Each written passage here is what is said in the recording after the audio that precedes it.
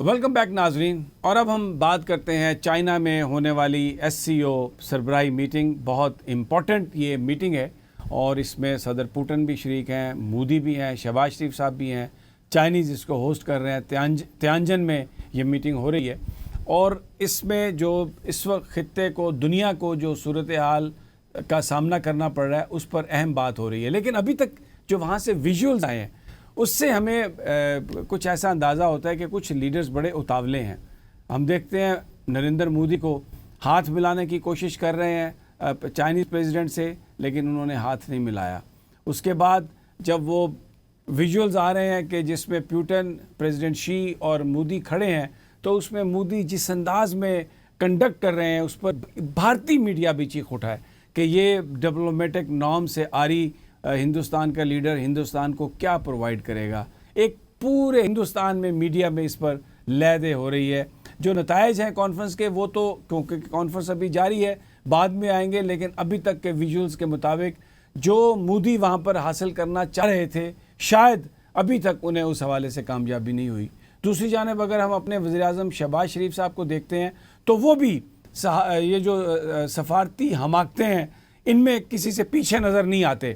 ہم نے دیکھا کہ جس وقت پوٹن جا رہے تھے تو جس طریقے سے شہباز شریف صاحب لائن کو توڑ کے آ کے ان سے ملے، کسی اور رہنما نے ایسا نہیں کیا۔ پھر ہم نے یہ دیکھا کہ جس انداز میں وہ دوسرے رہنماؤں کے ساتھ باتیں کر رہے ہیں، کہکے لگا رہے ہیں، کہیں پر بھی ان کے چہرے پر یہ رنج یا غم نظر نہیں آ رہا کہ ان کا ملک سیلاب میں ڈوبا ہوا ہے، یہاں پر لاکھوں لوگ بے گھر ہو چکے ہیں اور بہت زیادہ ایک ایمرجنسی کی صورتحال ہے۔ ان کے کہکے، ان کی خوشیاں، اور وہاں پر وہ ہاتھوں پر ہاتھ مار کر جو گفتگو کرتے ہوئے وہ نظر آ رہے ہیں، اس نے پاکستانیوں کے دلوں کو دکھایا ہے۔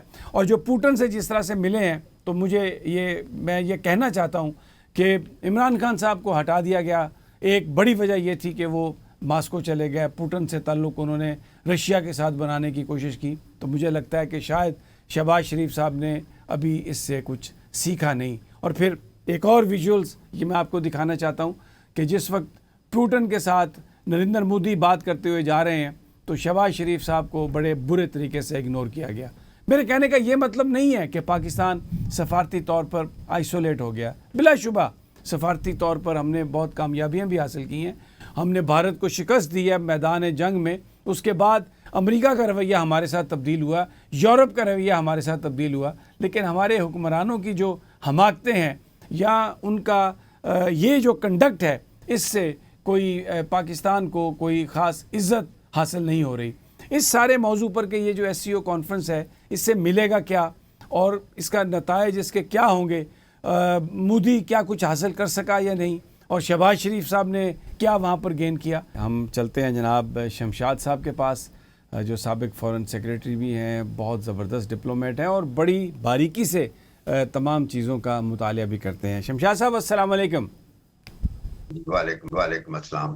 شمشاد صاحب پہلے تو مجھے یہ بات بیان فرمائیے کہ وہاں پر ہم نے دیکھا شہباز شریف صاحب وزیراعظم پاکستان کس طریقے سے لائن کو توڑ کے انہوں نے آ کے پوٹن سے ملاقات کرنے کی کوشش کی، ہاتھ ملایا ان سے، اور پھر بعد میں جو ایک جگہ ان کی ملاقات کی فوٹیج آئی تو اس میں وہ انگلیوں کے یوں اشارے کر رہے تھے۔ ڈپلومیٹک نارمز میں آپ اس کو کیسے انٹرپریٹ کریں گے؟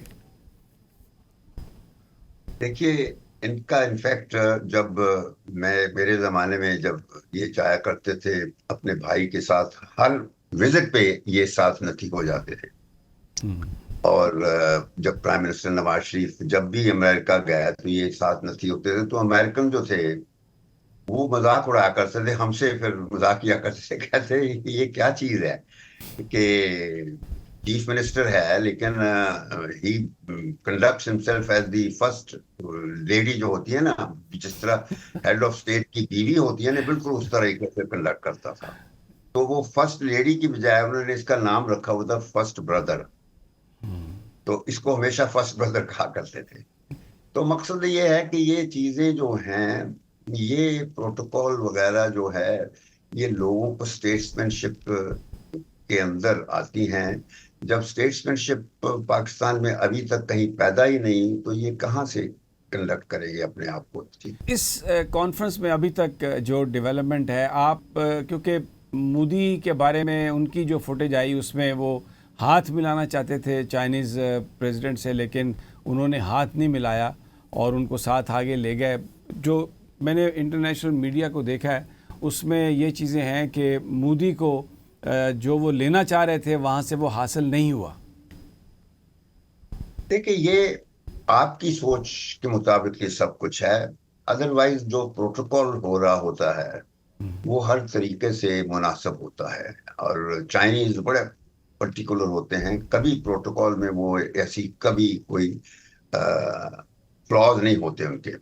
تو یہ ہم چونکہ ایک پریجوڈس سوچ ہے ہماری، اس وجہ سے جس طریقے سے ہم سوچتے ہیں تو اسی حوالے سے پھر ہم اس کو انٹرپریٹ کر دیتے ہیں. تو میں ان چیزوں کو زیادہ اہمیت نہیں دوں گا. اصل واقعہ جو ہے نا وہ یہ ہینڈ شیک سے بڑھ کر ہے کہ کیا ہونے کیا جا رہا ہے اور یہ شنگھائی ہے کیا. یہ چیزیں باتیں کرنے والی ہیں. تو آپ کیا سمجھتے ہیں کہ اس کانفرنس میں یا یہ جو ابھی اجلاس ہے سربراہی، اس سے کیا بھارت کو کیا حاصل ہو سکتا ہے؟ دیکھیے، یہ سربراہی اجلاس باقاعدہ ریگولرلی ہوتے آ رہے ہیں اور ایک بیانیہ ایشو ہو جائے گا. اس کے بعد جو پھر پالیسی ہوگی، ایگریڈ پالیسی، تو وہ اعلان کر دیا جائے گا. لیکن اصل چیز یہ ہے کہ اس وقت دنیا میں کیا ہو رہا ہے اس کے تناظر میں آپ نے دیکھنا ہے کہ یہ اجتماع کس طریقے سے ریلیونٹ ہے. وہ ریلیونٹ اس وجہ سے ہے کہ دنیا میں اس وقت تھلی ڈالی ہوئی ہے ایک ایسے شخص نے جو نہ کبھی سیاست کی ہے، جس نے نہ سفارتکاری جانتا ہے نہ ڈپلومیسی جانتا ہے، اور پہلی ٹرم میں اس نے دنیا کو تہس نہس کر دیا تھا، اور دوسری ٹرم میں آ کے وہ مزید تہس نہس کر رہا ہے. نہ صرف دنیا کو کر رہا ہے بلکہ وہ امریکہ کو تہس نہس کر رہا ہے. امریکہ کا جو سسٹم ہے، جو نارمز ہیں وہاں کی جمہوری نارم، جو 200 یا 250 سالوں کی ہسٹری میں انہوں نے اپنے آپ کو بلڈ کیا ہے، اس کو تہس نہس کر رہا ہے. اور اس سے امریکہ کا جو امیج اس وقت ڈیمیج جس طریقے سے ہو رہا ہے، تو دنیا میں سب سے بڑا چیلنج یہ ہے کہ یہ جو ایک بلا کر بیٹھی ہے دنیا کے اس بڑی طاقت کے اس پر سربراہی میں، تو اس سے کوئی دنیا میں کوئی خطرہ پیدا ہوگا. میں سمجھتا ہوں بہت بڑا ایک بحران آ رہا ہے، اور دنیا اس کے مقابلے میں اپنے آپ کو تیار کرنے جا رہی ہے. میں بتاؤں، اب انڈیا اور پاکستان کی جو دیرینہ ہماری رقابت ہے، ہماری ہوسٹیلٹی ہے ایک دوسرے کے خلاف، ہم انڈیا کو بلیم کرتے ہیں، انڈیا ہمیں بلیم کرتا ہے. اب وقت آ گیا ہے، میں بتاؤں سمی، یہ بات سننے والی ہے کہ اب ہمیں ان باتوں سے اوپر جانے کی ضرورت ہے، کیونکہ اس وقت پاکستان اور انڈیا دونوں نیوکلیر طاقتیں ہیں، اور یہ نیوکلیر کیپیبلٹی ایک دوسرے کے خلاف لڑائیاں، اس قسم کی جو جھڑپیں ہیں، اس کے تناظر میں یہ نہیں اچھی باتیں ہو رہی. جو کچھ ہو رہا ہے یہ ٹھیک ہے، مارکا ہو گیا، آپ کو بڑی فتح ہو گئی، چلو ہماری روایت میں ایک معجزہ بھی ہو گیا، تو اس لحاظ سے فخر کر لیجئے. مگر اب اس کو زیادہ نہ بڑھا کے جائیں. اب وقت آ گیا ہے کہ ذرا ہتھوڑا رکھ کے ایک خطے میں سکون آنے دے. اور یہ ساؤتھ ایشیا، اور بلکہ پورا ایشیا، جو دنیا کا 2/3 اس کی پاپولیشن ہے اور لینڈ ماس بہت بڑا ہے، تو ایشیا کے لیے اس وقت یہ جو 21ویں سینچری ہے یہ بہت چیلنج لے کر آئی ہے. اور یہ دیکھنا یہ ہے کہ ایشیا کس طریقے سے گریپل کرتا ہے اس سینچری کو، ورنہ سب کچھ ختم ہو جائے گا. اچھا، میں آپ کی گفتگو سن کے دو چیزیں میرے ذہن میں آئیں. ایک تو یہ جو آپ نے امریکہ کی پالیسیز کے حوالے سے بات کی، ڈونلڈ ٹرمپ کے حوالے سے، تو مجھے آپ کی گفتگو سے ایسا کہ شاید یہ پالیسیز سسٹینیبل امریکہ کے لیے بھی نہیں ہوں گی، اور جیسے ہی ٹرمپ ایرا ختم ہوگا تو شاید ان پالیسیز کو امریکن اسٹیبلشمنٹ ریورس کرے. تو اس صورت میں میرا سوال یہ ہوگا کہ ہم تو اب بہت کچھ امریکہ کی باسکٹ میں ڈال کے بیٹھے ہیں، تو ہماری یہ جو اپروچ ہے، یہ آپ کو کیا لگتا ہے کہ کیا یہ صحیح ہے؟ سامی، میں بتانا چاہتا ہوں کہ جو ہماری اس وقت تک پالیسی ٹھیک جا رہی ہے، اور اس کی وجہ فارن آفس ہے. میں بتاؤں، یہ جو ہوتا ہے نا کہ ہماری پالیسیوں کے جو نوانسز ہیں وہ ٹھیک طریقے سے ان کو زاویہ، ان کی نوک پلک، وہ سب چیز فارن آفس سنبھالتا ہے. اور یہ ہوتا ہے کہ جہاں پھر اسٹیبلشمنٹ ہے وہ چونکہ پڑھے لکھے لوگ ہیں، in like the political elite جو ہے، ہمارا پولیٹیکل کارڈر جو ہے وہ تو ٹوٹلی بینکرپٹ ہے اسٹریٹجک کمپریہنشن میں. وہ سمجھ ہی نہیں سکتے دنیا میں کیا ہو رہا ہے. وہ سی پیک کو سمجھتے ہیں کہ سڑکیں اور برج بنانے کا ایک پروجیکٹ ہے. یہ نہیں ہے. چائنا نے یہ پل بنانے کے لیے، یہ میٹرو بسز بنانے کے لیے، یا ریلوے لانے لاہور کے اندر وہ لانے کے لیے نہیں بنایا تھا. یہ ایک فلسفہ ہے. It's a concept, it's a vision. میں کہا کرتا ہوں یہ چائنا کا ہے، جو پوری جو سلک روڈ کے زمانے کی ایک فلسفی ہے، اس کو یہ سڑکیں اور برج بنانے کے لیے نہیں، یہ چائنا کا جو رول تھا اینشینٹ، اس کو اجاگر کرنے کی خاطر یہ سارا سلسلہ شروع ہوا ہے.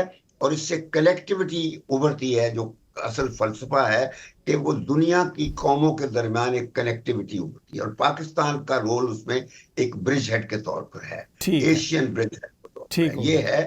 اور لیکن وہ دوسرا میں کہتا ہوں ٹرمپ کا، دیکھیں ٹرمپ جو کچھ بھی کر رہا ہے وہ نہ صرف یہ کہ وہ اللیگل باتیں ہیں، عدالتیں اس کے خلاف فیصلہ دے رہی ہیں، لیکن وہ ایک ڈکٹیٹر کی طریقے سے بہیو کر رہا ہے، کنڈکٹ کر رہا ہے. اس میں کوئی جمہوریت نہیں ہے، اس میں رول آف لا کی جھلک کہیں نظر نہیں آتی. اب چونکہ ٹرمپ کی وجہ سے دنیا میں ایک بہت ایٹماسفیئر خراب ہوا ہے، تو اس سمٹ سے ایک پیغام ضرور جائے گا دنیا کو، جس سے ایک ایکویشن نئی ڈیولپ ہونے کی نوید پیدا ہوگی یا کچھ. اچھا، میرا بس ایک آخری سوال ہے آپ سے.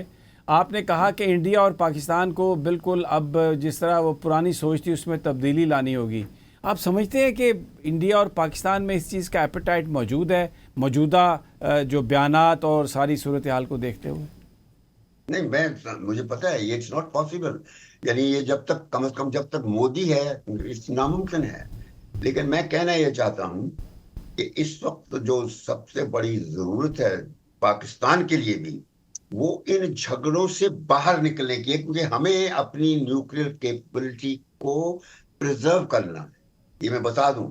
اور اگر یہ ہم ان جھگڑوں میں الجھے رہے تو یہ کہیں نہ کہیں سے الجھ جائے گی سلسلہ، اور ہم نیگیٹو فوکس میں آ جائیں گے. اور جب ٹرمپ جیسا بندہ ہوگا تو وہ آپ کو بہت ڈیمیج کر دے گا. بہت بہت شکریہ شمشاد صاحب اس ساری گفتگو کا. اور ناظرین، یہاں پر ہمارا پروگرام ختم ہوتا ہے. کل پھر انشاءاللہ آپ سے ملاقات ہوگی. اللہ نگہبان.